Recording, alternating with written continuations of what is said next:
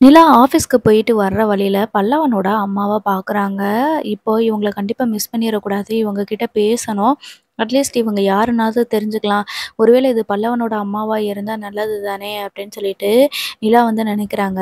எப்படினாலும் நடேசன் அங்கிள் கிட்ட கேட்டா இத பத்தி எதுவுமே சொல்ல மாட்டாரு. அதனால இவங்கள மாரி தானே இருக்காங்க. இவங்க கிட்டயே போய் விசாரிச்சா என்ன?